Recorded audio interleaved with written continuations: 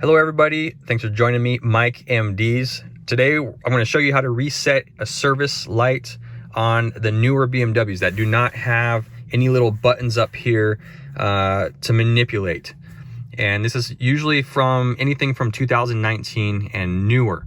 So first things first, we are going to hit the start stop button rapidly 3 times to put it in diagnostic mode, like that.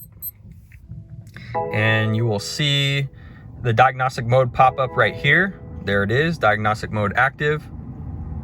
And from there, we are going to do everything from the stock button right here, the BC. So we are going to hold it down, and you're going to have to hold it down for quite a while.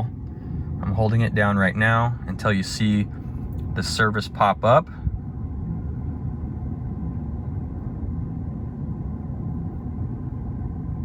Still holding it down. There it is. So I'm going to let go of the button, press it and hold it again.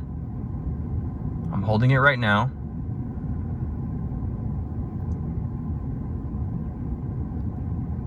I'm still holding it. There it is. I'm going to let go and I'm going to hold it down again. I just pressed it and I'm holding it down again.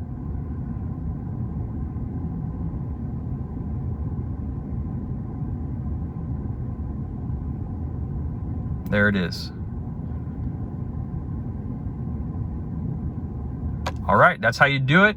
And you can just turn the button off for the start stop to kind of reset everything, shut the car off, and you're good to go. And that should be it. If you're doing brakes, you want to replace the brake wear sensor first before you do this step. All right, I hope that helped you guys out. Thanks for joining me, Mike MDs. I'll see you next time. Happy motoring to you.